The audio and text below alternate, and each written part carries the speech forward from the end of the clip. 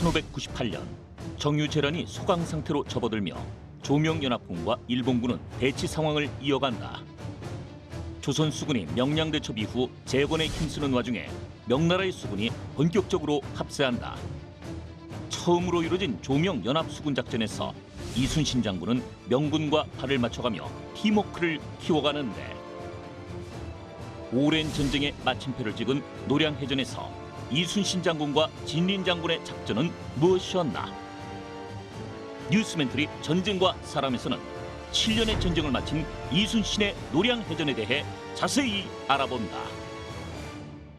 전쟁 없는 세상을 꿈꾸기에 전쟁을 연구합니다. 안녕하세요. 뉴스멘터리 전쟁과 사람 허준입니다. 안녕하세요. 강민채입니다. 저희가 이순신 장군님 이야기를 쭉 이어가고 있는데요. 물론 많은 아픔도 있으셨습니다. 개인적인 아픔 그리고 정치적인 아픔도 백의종군을 2번이나 당하시면서 겪으셨지만 외적을 만났다 하면 백전백승이셨습니다. 네, 저희가 앞서 다룬 한산도 대첩, 명량대첩이 정말 큰 사랑을 받고 있는데요. 오늘은 그 마지막 노량대첩에 대해서 얘기를 나눠보겠습니다. 먼저 임용환 소장님, 방정관 연구원님 모셔보겠습니다. 안녕하세요. 안녕하세요.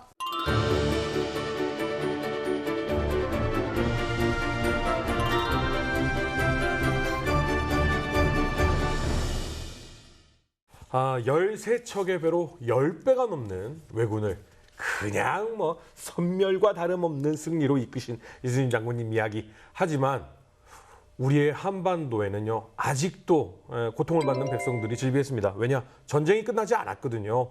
이때 당시에 정세 상황은 어땠나요? 네, 그러니까 바다에서는 명량, 육지에서는 직산 전투에서 왜군의 북상을 저지는 하는데, 이게 북상을 저지한 것이지 왜군을 몰아내지는 못합니다. 그래서 호남 일부를 상실하게 돼요. 특히 이제 전라도 해안가에 왜군이 진출하게 되죠. 수군도 그 통제형이 있던 한산도를 회복을 못합니다. 그래서 한산도 회복을 꿈꾸는 이렇게 되는데, 대체로 지금의 해남, 강진 라인에서 이제 수군의 방어선이 전선이 이동하게 됩니다.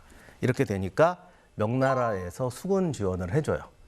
그런데 당시 조선에 들어와 있던 군대가 명나라 군대가 한 6만 정도 되는데, 권율 장군의 표현에 의하면 이 병력 가지고는 왜군을 막을 수는 있지만 몰아낼 수는 없다. 그래서 이제 또다시 대치 상태가 지속되게 됩니다.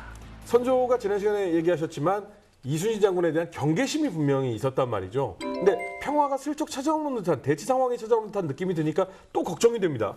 이게 진짜 리더가 이게 평생 가져야 될 교훈인데, 모든 리더가 다 잘할 수는 없고 전쟁 때는 아무리 뛰어난 사람도 실수를 합니다.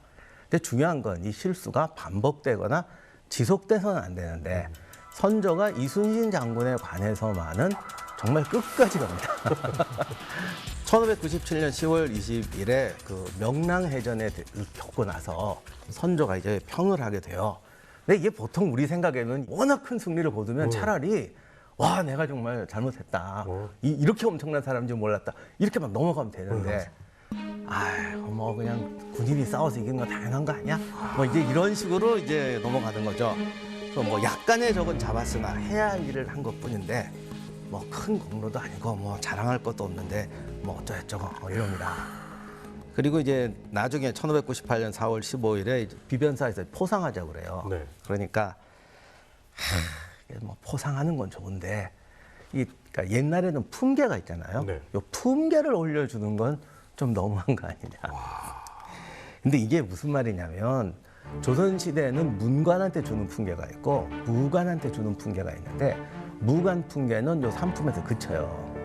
그 위는 문관 품계로 가는 거예요. 그러니까 이게 완전 사실은 한 급 차이인데 완전히 질이 달라요. 근데 요걸 주자고 그러거든요. 나라를 구했는데. 이래서 이건 너무한 거 아니냐는 거야. 이것은 과도한 포상이다. 이렇게 나갑니다. 근데 이제 재미난 게 명나라 장군들이 진짜 이순신 장군 높게 평가합니다. 당시 이제 명나라 총사령관 중에 양호 있고, 그 유명한 장군 중에 마귀, 이름이 마귀예요. 그다음에 이제 수군 제독이었던 진린, 군사 외교관 같은 형계 이런 사람들이 있는데, 다들 이순신 장군을 되게 칭찬을 해요. 조선의 여러 장수 중에서 자기가 볼 때는 이순신, 정기룡, 한명연, 권율이 최고라고 생각한다. 이순신이 맨 앞에 있다는 거. 그 다음에 이제 양호 같은 경우는, 이 양호는 사실 성깔이 좀 있는 양반이거든. 그리고 이게 호불호가 되게 센 사람이에요. 그러니까 넌 능력 없어, 팍 이런 사람인데, 선조한테 와서 이수인 장군한테 포상을 뭘 했냐. 아직 안 했으면 내가 하고 싶다. 근데 사실 명나라 군대잖아요. 그러니까 이게 아무리 명나라가 조선보다 자기들이 좀 이렇게 위의 나라라고 하더라도 이게 엄연히 조선도 국가인데 다른 나라 장수를 자기가 어떻게 직접 초청합니까? 그러니까 선조한테 내가 포상하고 싶다. 예의상 물어보는 거예요. 그러니까 선조가 이제 떨떠름 해가지고 이런 것도 주고 우리 이런 것도 주는데 웅얼웅얼해요. 제대로 안 했으면 내가 하겠다. 그리고는 진짜 대단한 게 날라가요. 뭐요? 1597년 11월 17일에 황제가 직접 내리는 명나라 황제가 내리는 면사첩. 그러니까 죽을 죄를 지어도 용서해준다. 큰 거죠. 근데 조선에는 면사첩이라는 제도가 없어요. 그러니까 이거는 명나라 황제한테서 온 거예요. 이게 내려옵니다. 그러면 이 얘기는 예를 들어 선조가 너 반란을 일으켰어, 너 죽어라고 해도 이거 뿅 하면은 살 수 있는 거예요? 네, 그거. 우와. 선조 입장에서는 오히려 더 떨떠름하겠다. 그거요. 아니 근데 그렇게 다 인정하는데 선조는 왜 그렇게 이순신 장군한테 가혹해요? 선조하고 계속 이게 문제가 생기는 게 어떤 일이 있었냐면 처음 전쟁 시작했을 때부터 원래 우리나라 보면은 이게 이거 네. 목을 가져가야 포상을 해줘요. 옛날부터 그랬거든요. 네. 근데 아니 전투하는데 군인이 이거를 하는 게 아니라 싸움을 이기기 위해서 해야 될 거 그렇죠. 아니야. 그럼 예를 들어 적 배 한 척을 격침했으면 바로 다음 배로 달려가야지. 그렇죠. 스톱! 주서라!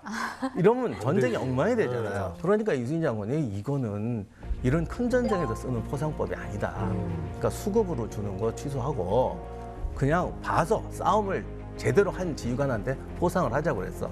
선조가 결사적으로 반대합니다. 나중에는 뭐 정말 역사까지 들먹여요. 이런 사례가 어딨냐. 이게 말이 되냐. 근데 왜 그러냐면 선조는 만약 이렇게 되면 이순신이 자기가 포상권을 가져가지고 인맥을 사적으로 도용할 거라고 걱정을 하는 거예요. 이제 군대를 구성하는 요소가 무기 체계도 있고 병사도 있고 부대라는 요소도 있고 심지어는 뭐 조직 문화 이런 것들이 다 이게 사실은 아주 쉬운 말로 하면 아구가 맞아 떨어져야 되는 거죠. 근데 조선의 포상법 보면 수급을 취해야 포상을 주면은 조선은 지금 조선 수급은 화포, 총포 중심이지 않습니까? 활을 쏘고 총포가 중심인데 그러면 이제 싸우는 방법과 포상법이 일치가 안 되는 거죠. 그러면 이제 전투 현장에 있는 병사들은 갈등을 일으키게 되고 그래서 항상 전쟁이라는 것이 아주 강한 군대는 무기 체계, 그다음에 뭐 싸우는 방법, 부대 구조 이런 모든 것들이 조직 문화 이런 포상법까지 이게 사실은 잘 이렇게 연계가 되고 아주 긴밀하게 잘 통합이 돼야 전투력이 발휘된다는 거죠. 근데 요거는 여러분한테 제가 말씀드리니까 제가 선조를 변호하려고 하는 게 아니고 이거는 전쟁사에서 정말 너무나 중요한 교훈이고 늘 벌어지는 일이기 때문에 제가 말씀을 드리는데 선자병법에도 뭐라고 되어 있냐면 왕이 장수의 전쟁, 그러니까 장군이 멀리 가서 싸우는데 그 전쟁이 개입하면 안 된다라고 얘기합니다. 이게 두 가지 의미가 있는데 예를 들면 떨어져 갖고 작전 이렇게 해라 시시콜콜을 간섭하지 말라는 의미도 있지만 사실 군대가 멀리 떨어져 있으면은 왕이 정치적으로 불안해진단 말이에요. 그 정치적 불안감을 가지고 견제하지 말라는 거예요. 애초에 임명할 때 믿을 만한 사람을 임명해야지.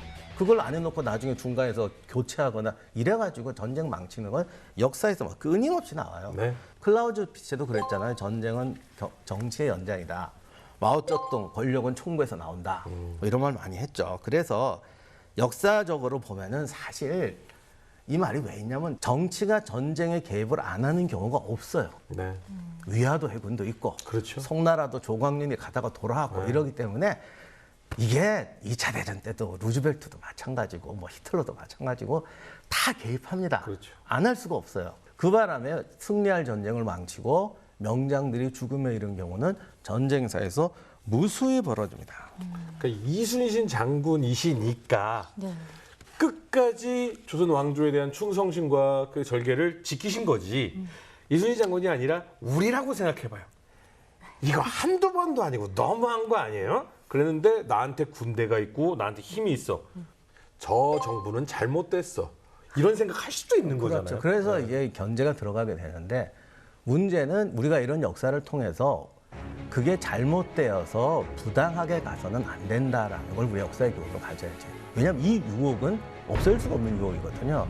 그러니까 제가 거듭 말씀드리지만 정치가 전쟁에 개입하는 거 두려워하는 건 정말 어쩔 수 없는데 전쟁에 이기려면 이거를 잘해야 되고 장군의 능력, 충성심을 제대로 파악해야 되는 거죠. 근데 선조는 일방적으로 의심을 하기 때문에 잘못됐다는 거예요. 정치 지도자와 군사 지도자의 어떤 시각 차이, 갈등 이거는 뭐 고래로부터 있어 왔던 것 같습니다. 그래서 우리가 병자호란 때도 심지어는 그 반란을 두려워해가지고 전방에 의주 쪽에 있던 현장 지휘관들이 진법 훈련도 못해서 사실 전투력이 발휘가 안 돼서 나중에 기록으로 남기고 했던 그런 것도 있지 않습니까? 그래서 현재는 이제 군사 지도자와 정치 지도자의 관계를 이렇게 표현합니다. 불평등한 권한, 평등한 대화. 그러니까 정치와의 군사의 관계는 기본적으로 정치가 우선일 수밖에 없습니다. 그건 당연히 이제 민주주의 체제든 이렇게 민주주의 체제에서 당연히 그렇게 되는 것이고, 문제는 이제 최종 결정을 정치 지도자들이 하되 그 과정에서 평등한 대화가 있어야 된다는 거죠. 그건 뭐냐면은 전문성에 기초한 조언, 어떤 현 정세에 대한 객관적인 판단 이런 것들이 소통이 잘 돼야 된다는 겁니다. 대화가 돼야 된다는 거죠. 그것이 안 되면 이제 정치 지도자의 입장에서는 전문성 있는 조언을 받을 수가 없고, 또 군사 지도자들은 그 군대가 전문성에 의해서 평가를 받지 않고 그것이 조언이 제대로 정치 지도자한테 수용이 안 되면은 이 전문성을 쌓거나 본연의 임무에 충실할 수 없고 이제 다른 데 신경을 쓰게 되는 이런 현상이 발생하는 거죠. 그래서 이 문제는 고대로부터 또 현재까지도 우리가 여러 가지 측면에서 교훈을 살펴볼 필요가 있다 이런 생각이 듭니다.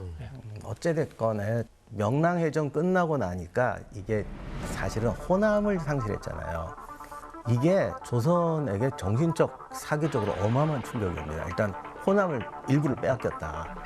그 당시 식량 공급이 잘 안 돼가지고 궁궐 수비대들까지도 병사가 끼니를 굽는다. 막 이제 이런 얘기가 나오니까 더더욱이 이제 이순신의 공적을 키우는 게 불편한 거예요. 왜냐하면 그때 아마 호남이라도 찾았으면 조금 나아졌을지 모르는데 지금 계속 이게 자기가 실수한 게 잡혀 있으니까, 거기다가 명나라 장군들이 갑자기 막 칭찬하고 직접 자기들이 포상하겠다고 막 이러니까 이게 또 무서운 거야. 이렇게 되면 자기 통제권을 벗어나게 되니까 연사첩도 갔잖아요. 그러니까 또 불안해지는 거죠.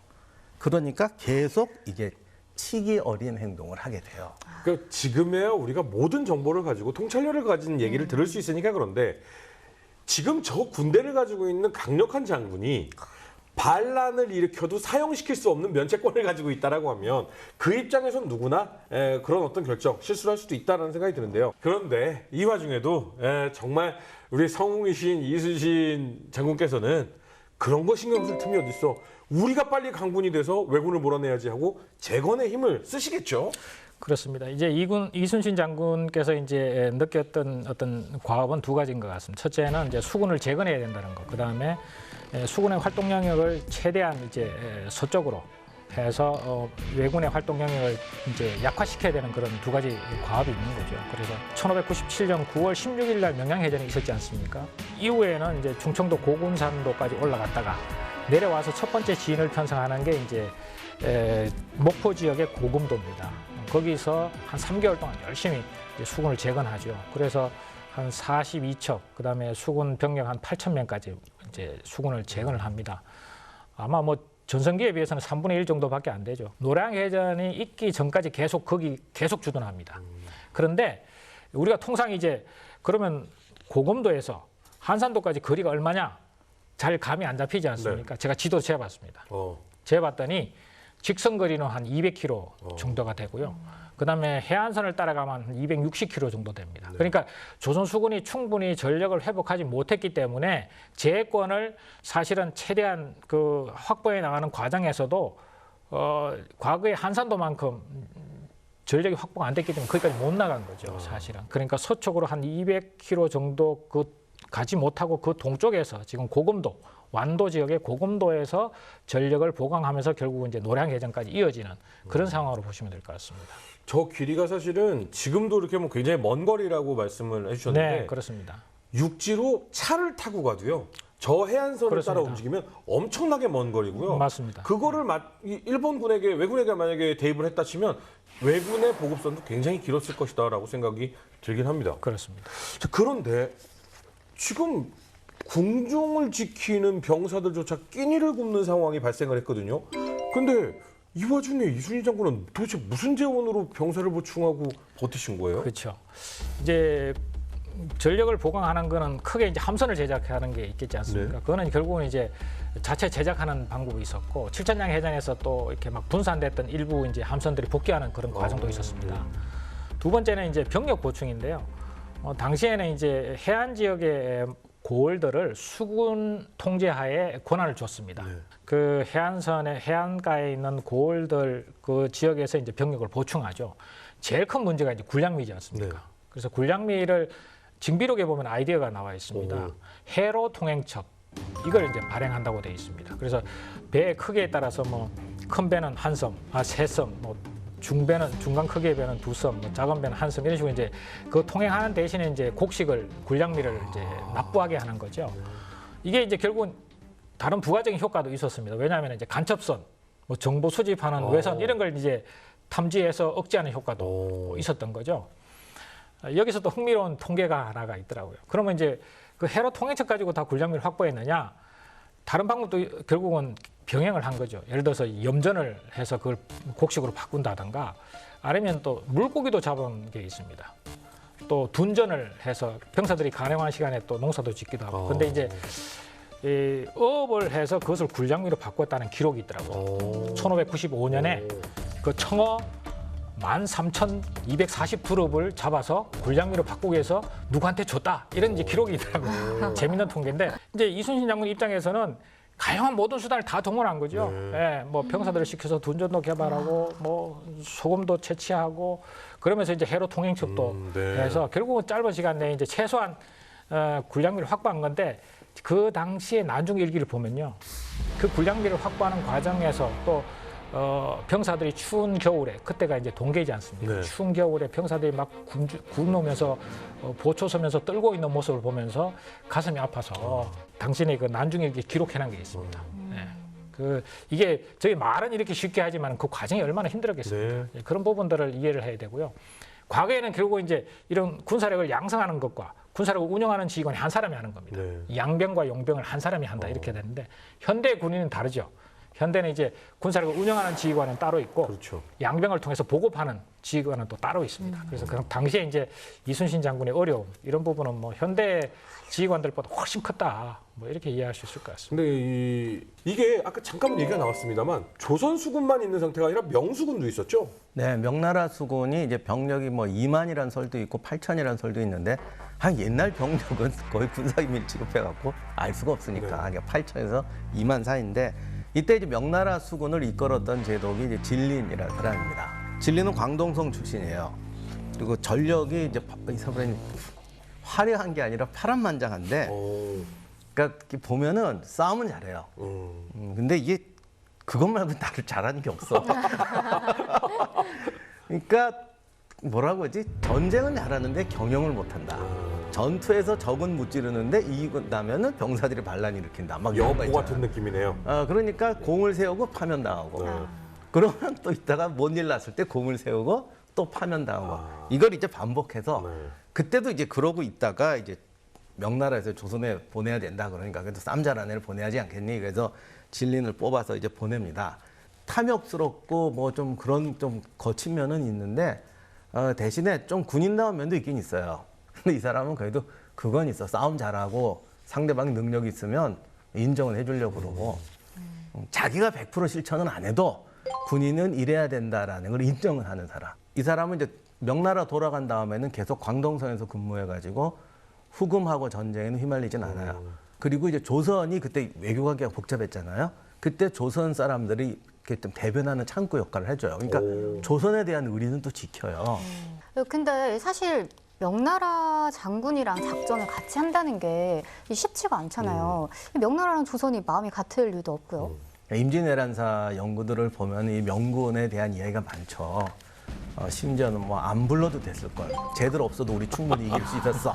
뭐 이런 얘기까지도 했어요.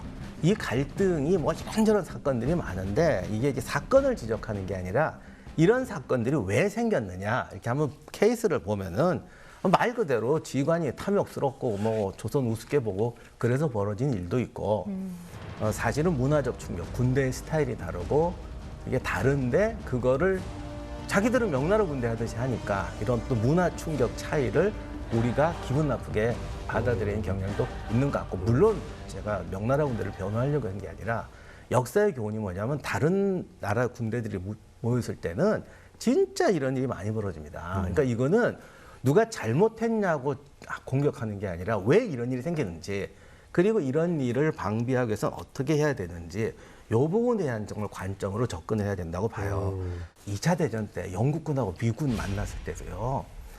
말도 못해요. 미군 기록법은 다 지네가 잘났대. 영국 놈들이 말이야 망해가는 주제에 콧대만 달아가지고 영국 애들은 저것들은 전쟁도 안 해본 것들이 정말 끔찍한 얘기들이 오고 갑니다. 그럼 우리가 거기 앉아서 이게 누구 말이 맞냐 이럴 게 아니죠. 그렇죠. 연합작전이라는 게 사실은 지금도 어렵습니다. 유성룡 선생의 그 징비록에 보면은 진린이 처음에 도착해서 하는 행동을 보고 야 이거 전쟁 지게 생겼다 이렇게 걱정했지 않습니까? 그다음에 선조는 이순신 장군한테 노하게 하지 말라, 진린 장군을 노하게 하지 말라, 뭐 이런 식으로 부탁할 정도로 당부할 정도로 그랬죠. 뭐 현대도 마찬가지입니다. 제2차 세계대전 때 당시에 이제 아이젠하워가 연합사령관으로 전격적으로 발탁되지 않습니까? 파격적으로 발탁되죠. 거기서 이제 당시에 이제 마샬 육군참모총장이 아이젠하워를 발탁할 때 여러 자질을 봤지만은 그 연합작전에서 서로를 감정을 상하지 않으면서 조율할 수 있는 자질을 갖고 있느냐 없느냐 이걸 가장 중요하게 봤다는 거죠. 이런 갈등들이 생기는구나. 그리고 앞으로 지금도 이전 전쟁은 다 세계 전쟁인데 네. 그러면 어떻게 해야 이걸 잘 통합해서 최대한 시너지를 낼 건가? 그래야 전쟁에서 이기지. 이게 역사의 교훈이죠. 이순신 장군은 명과 조선 사이에서 어떤 원칙으로 이 대응을 하셨나요? 이순신 장군께서는 이제 그런 상황에서 한마디로 이순신 장군의 어떤 대응 전략을 한 문장으로 요약하면은 원칙과 융통성을 절묘하게 조화시켰다 이렇게 말씀드릴 수 있을 것 같습니다. 또 진린이 출전을 주저할 때는 뭐 단독이라도 출전하겠다 이렇게 해서 설득하고 이런 게 결국 이제 국익을 기준으로 할 때는 명확하게 원칙을 관철시키죠. 대신에 설득할 때는 또 융통성을 또 보입니다. 그런 걸 보면 이순신 장군께서도 젊은 날에 비해서는 조금 더 연세가 드시니까 좀 이런 상황에 대해서 융통성을 이렇게 보이는 면도 참 어쩌면 보기 좋은 측면도 있는 것 같습니다. 그래서 처음 도착했을 때 뭐 잔치를 베풀어 준다든가, 뭐 저리도 해전에서 수급을 조선 수군이 뭐 취했는데 그것을 명나라한테 이렇게 40개를 또 공을 이렇게 하시라고 이렇게 보낸다든가 이런 양보한다든가 뭐 이런 식으로 해서 원칙을 지키면서도 국익 이외의 부분에서는 또 융통성을 보이는 이런 측면이 참 굉장히 우리가 본받아야 될 측면이 있다 이렇게 보이고요. 이순신 장군 안 그래 보이시는데 약간 이렇게 아이고 하면서 약간 이런 면도 있으시네요. 그렇죠. 근데 진린의 성장 과정을 보면 병사로부터 출발했다고 그러더라고요. 네. 그러니까 귀족 가문이 아닌 겁니다. 쉬운 말로 하면 맨 땅에서 사실은 성장한 자수성가형의 명장이었기 때문에 어떤 군공에 대한 어떤 공적을 성과를 내야 되겠다는 그런 압박감은 분명히 있었던 것 같습니다. 근데 이제 자수성가형의 그런 어떤 명장들의 특징이 뭐냐면은 제일 싫어하는 게 무능한 겁니다. 왜냐하면 무능하면은 연합작전 전체가 실패하지 않습니까? 그 책임이 자기한테도 돌아오거든요. 네네네. 그래서 이순신 장군의 적어도 능력은 확실하게 인정하니까 거기서 적어도 어떤 상호 신뢰에 의한 관계가 형성되지 않았을까? 저는 이제 그런 측면을 볼 수 있을 것 같습니다. 명량대첩 이후 정유재란의 전선은 소강 상태가 되면서 대치 상황이 이어진다. 선조의 냉담한 태도 속에서도 이순신 장군은 조선수군 제군에 힘쓰며 고군분투한다. 이후 명나라의 수군이 합세하면서 조선수군은 사상 최초의 연합작전을 시작하고 이순신 장군은 지혜로운 대처를 통해 명나라 진린 장군의 신뢰를 이끌어낸다. 박 연구원님한테 어려운 질문 하나 즉흥적으로 하나 드려도 되겠습니까? 네, 말씀하시죠. 연구원님이시지만 사실은 별 스타 출신이십니다. 장군이셨잖아요. 네. 연합훈련 같은 거 하면 한국군이 미국군한테 야, 저 미군은 자꾸 저래. 미군은 한국군한테 저 한국군은 자꾸 저래. 이런 것도 있어요.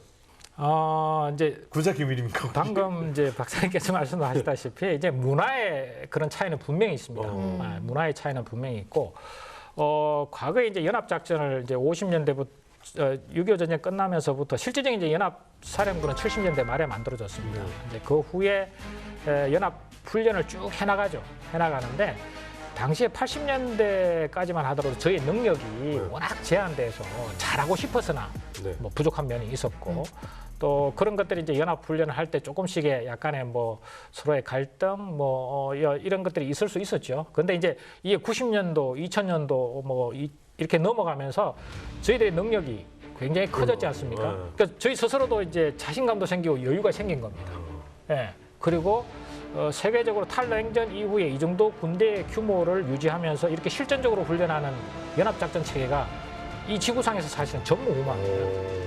어느 전 지구적으로 다 살펴봐도 이렇게 강력한 연합작전 체계 하에서 실전적으로 훈련하는 군대는 없습니다. 미군도 그 부분을 인정하고 있습니다. 실전적으로 훈련하고 싶으면 실전이 안 한다 하면 한국에 와서 훈련하는 게 가장 실전적인 거죠.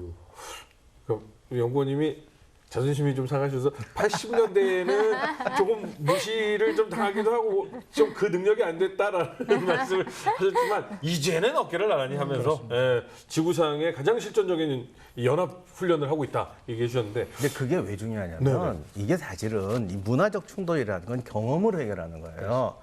아이젠하워가 아까 말씀하셨던 아이젠하워가 그 능력으로 연합군 사령관 했잖아요. 사실 영산 평이 좋았었거든요. 그렇습니다. 근데 진짜 비싼데 아이젠하워가 나중에 대통령까지 하잖아요. 돌아가서 영국이랑 일을 가서 뭐 영국인 얘기 나오면 야 영국인 내가 제일 잘 알아. 이랬다고요. 하지만 그 앞에서만큼은 하지만 임무할 때는 그랬던 거예요. 그렇습니다. 아니 이순신 장군이 아무리 그래도 에이 진린의 성격 자체가 한 성격 하는데 갈등이 없었을 리는 없잖아요. 근데 진짜 이수인 장군이 진짜 한 성깔 하는 양반이고 내가 봤을 땐 문관들하고 확실히 잘 못 지내요. 근데 스타일이 확실히 군인 스타일이어서 군인은 잘 보는 것 같아. 진린한테 시원하게 밀당을 잘해요. 뭐 줄 때 주고, 뭐 이렇게 기분도 맞춰주고, 또 전쟁터에서 자기가 능력을 보여주고, 그래서 이제 진린이 넘어오게 만들죠. 야, 이순신 장군이 진린한테 뜻이만 정치를 하셨으면 백의종군도 안 나가셨을 것 같다는 생각이 안타까운 생각이 좀 드는데 조선수군은 사실은 화포의 군이잖아요. 명나라군은 어땠어요? 이제 두 가지 측면에서 볼 수 있을 것 같습니다. 이제 함선을 보면은 의외로 명나라 함선이 이제 우리나라 판옥선이나 일본의 함선보다도 오히려 작고 약합니다. 그래서 함선을 보면 이제 통상 사선 또는 호선 이렇게 이야기하는데 사선은 평저선이라고 합니다. 그래서 평저선을 한 것은 이제 운하라든가 이제 강을 오르내리기 위해서 만든 것 같고요. 대체로 이제 우리의 조선 시대 이렇게 파병을 온 함선은 이제 중형 함선 정도로 봤을 때 한 60명에서 한 80명 정도 탈 수 있고 길이는 15m에서 한 20m, 폭은 한 4m 정도 뭐 이 정도로 대충 평가하는 것 같습니다. 호선이라는 형태의 함선도 있는데 이건 이제 첨조선이라 그래서 이제 밑에 이렇게 뾰족한 이제 속도가 빨라서 척계광이 그 왜구들을 척결할 때 이 함선을 잘 활용했답니다. 그래서 크기는 사선보다는 좀 더 적어서 뭐 한 12m, 15m 정도, 그다음에 폭도 뭐 한 3m 정도밖에 안 되고요. 인원도 한 20~30명밖에 탑승하지 않았답니다. 그런데 배는 이제 이런 특징을 가지고 있는데 화포는 나름대로 장점을 가지고 있었다 그럽니다. 그래서 크게 이제 두 종류인데 불랑기포와 이제 호준포 두 가지를 가져왔다 그럽니다. 불랑기포는 이제 프랑스에서 1517년도 광동성 일대에서 이제 왔던 배를 그 노획하는 과정에서 보고 이제 모방해서 생산한 건데요. 제일 큰 게 2.7m 뭐 이런 것도 있고 작은 거는 뭐 70cm, 뭐 60cm 뭐 이런 정도로 해서 다양하게 있는데 이건 제일 큰 특징이 뭐냐면 자포와 모포가 있습니다. 그러니까 모포가 있는데 자포는 일종의 이제 탄창처럼 미리 화약하고 이런 철안을 넣어서 장전을 해놨다가 계속 모포에 자포를 갈아 끼우면서 사격을 하니까 빨라지지 않겠습니까? 그래서 빨리 사격할 수 있는 측면에서 장점 있는 화포가 불랑기포였는데 이제 프랑스 이름을 따온 거죠. 또 하나는 호준포라 그러는데 요거는 한 3cm 정도밖에 안 된답니다. 우리가 천지현황 할 때 황자총통이 한 50cm 정도 되는데 황자총통보다 더 작은 거죠. 그래서 앞에 양 다리가 있어서 앞에서 보면 이제 호랑이 모양이라고 해서 호준포라고 그러는데 장점은 좁은 공간에서 활용할 수 있다는 겁니다. 그래서 하여튼 이런 대체적으로 보면 이제 화포는 비교적 나름대로 장점이 있었는데 함선은 조선이나 일본 수군에 비해서 좀 약했다. 특히 이게 1층 갑판이었다. 1층 갑판. 크기도 작고 1층 갑판이라서 이게 전투용과 격분하고 이렇게 구분이 안 돼서 전투력이 나중에 뒤에 보시면은 그래서 명나라 함선들이 그 취약점 때문에 결국은 판옥선 2척을 주지 않습니까? 등자령 진린 장군한테 기함으로 사용하라고 함대 지휘선으로 사용하라고 줍니다. 그러니까 그게 이제 우리가 조선 수군이 조선 전기부터 오랫동안 노력해서 개발해 왔기 때문에 네. 임진왜란이 기반이 됐다고 말씀드린 게 이게 이제 전쟁을 대비한 그래도 수군을 육성한 거고 명나라 같은 경우는 이 해전을 거의 외구 소탕용이었기 때문에 물론 이 외구가 좀 규모가 크긴 하지만 어쨌든 전면전을 대비한 그런 요즘 말로 하면 대항해군 이런 게 아니었단 말이에요. 그래서 이렇게 된 거죠. 그러니까 전쟁이라는 건 정말 그때 살던 사람의 지휘관 이런 것도 중요하지만 국가가 얼마나 큰 비전과 미래를 예측하고 대비해 왔는가 이게 정말 중요하다. 네. 그러니까 오히려 명군 수군이 오긴 왔지만 이게 보면은 경비함대 수준이라. 네. 근데 이 상황이 이쯤 되면 이제 일본도 가만히 있을 수 없을 것 같은데 이 노량해전에도 연합작전이 있나요? 그러니까 노량해전 전에 이제 조금씩 해야죠. 연합작전을 해야지 이게 손발이 맞으니까. 그래서 이게 저리도 해전이라는 게 있는데 1598년 8월 20일, 음력으로는 7월 19일에 왜군 함대, 요게 이제 규모가 제일 컸어요. 도도 다카도라하고 카토 요시아키 이 사람들이 이제 고금도에 있는 조선 수군 본영을 공격한 건지 탐색전을 한 건지는 좀 확실하지 않지만 한 50여 척이 아무튼 그쪽으로 많이 옵니다. 왔네요. 예, 많이 왔죠. 근데 이때 이제 이수인 장군하고 진린 제독하고 또 이제 파티에 사교를 위해서 이때 이제 나타나니까 조선군이 이제 즉시 이제 출동을 합니다. 당연히 조선군이 제대로 준비가 돼서 나갔고 명나라 군대는 이때만 좀 어영부영했던 것 같아요. 그래서 이때 이수인 장군이 이제 이럴 때 보여줘야 되는 거예요. 존경하게 만들자. 그래서 거의 조선 수군이 앞장서서 돌격하고 명나라 군대는 뒤에서 구경하는 수준이었던 것 같아요. 그렇게 돌격을 해서 본때를 보입니다.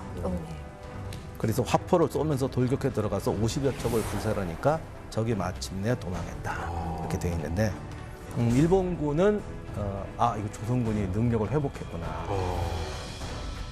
이런 충격을 받았던 것 같고 명나라 군대는 이것도 굉장히 중요해요. 쟤들이 잘 싸우니까 옆에 껴서 같이 싸우면 우리도 괜찮겠다. 이거 중요한 거예요. 이거. 이 싸움 해볼 만하겠는데 이렇게. 그러니까 아예 애가 쓰레기여가지고 맞아. 니네가 다 써. 우린 구경만 할게. 이런 애들이라면 참 골치 아프지.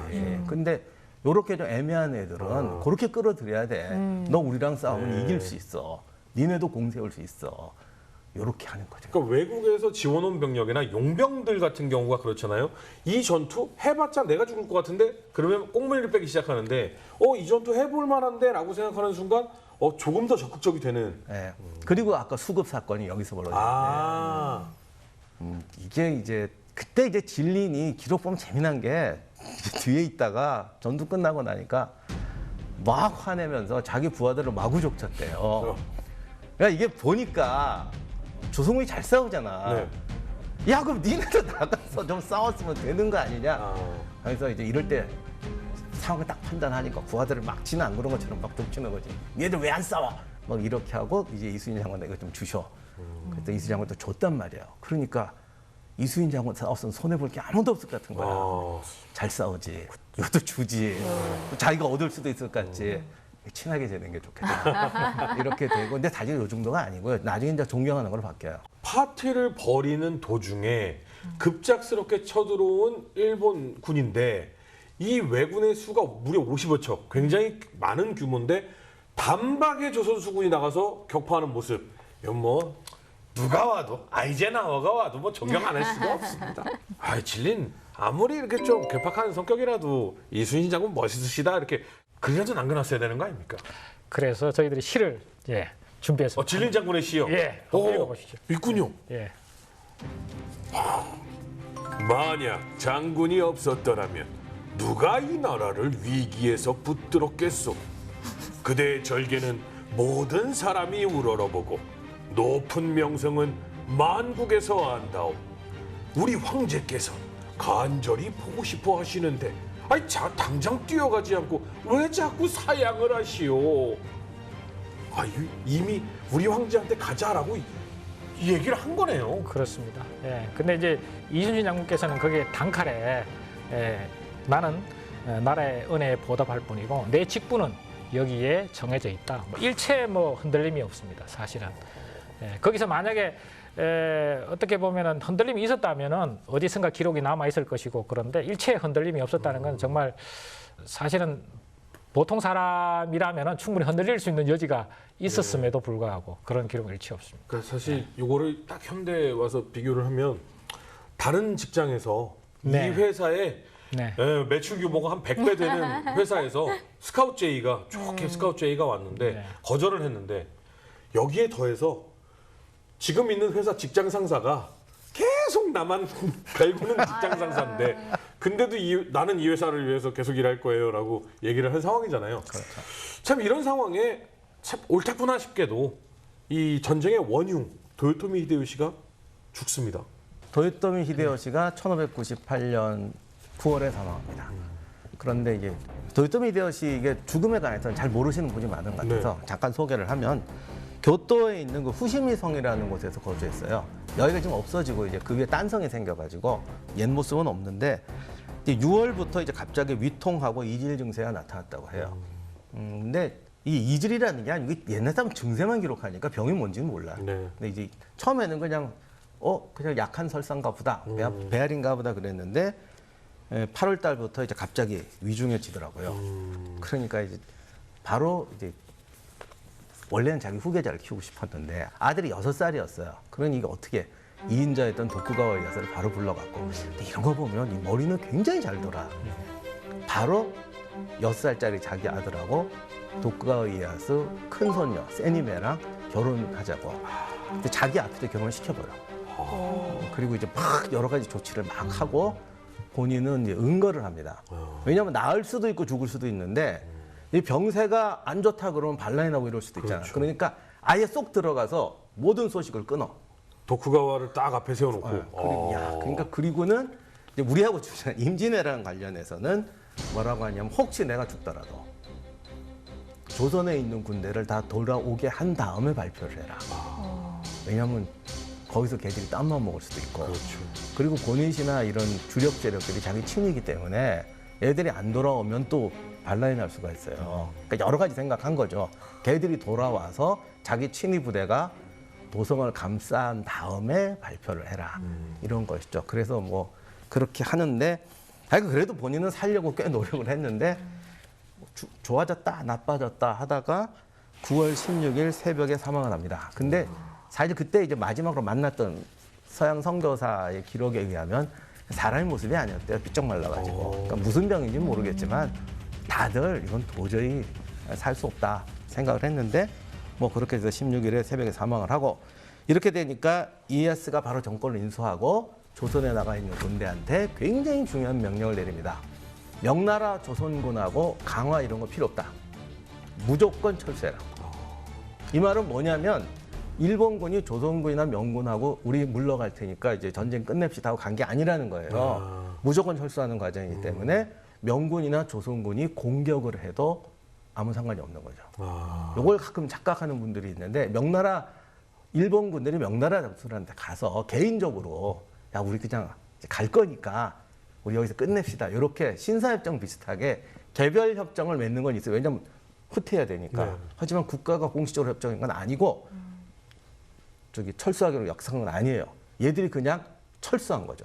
그러니까 조선군은 얼마든지 쫓아가서 타격을 가해야 되는 그런 전쟁 연속 상황인 겁니다. 제가 정말 그냥 뭐 제 개인적인 감정이니까 뭐 이렇게 공식적인 뭐 의견은 아닙니다만 협정을 했어도 공격해도 돼요. 네. 걔네들은 그래도 쌉니다. 우리 조선은 얼마나 괴롭히고 짓밟았는데 협정을 하고 절대 공격 안 할게. 그리고 돌아서면 죄송합니다. 앞으로 조심해야지. 자, 도요토미가 사망을 했고요. 일본 장군들은 패퇴하거나 야반도주하거나 나 도망갈 테니 살려줘라고 적장에게 구걸할 수밖에 없었습니다. 자, 그 다음 노량해전이 있게 되는데요. 과연 노량해전에서는 어떤 일들이 벌어졌을까요? 다음 이야기. 명량 대첩 이후 이순신 장군은 조선수군의 재건을 이끌며 조명 연합작전을 개시한다. 그러던 중 전쟁을 일으킨 도요토미 히데요시가 사망하면서 일본군은 철수하려는 움직임을 시작한다. 하지만 일본군을 온전히 보낼 수 없었던 이순신 장군은 최후의 전장인 노량에서 전투를 시작하는데 7년의 전쟁을 마친 이순신의 노량해전 2부 많은 시청 바랍니다. 뉴전사를 시청해 주셔서 감사드립니다. 유익한 시간 되셨다면 구독과 좋아요 부탁드립니다.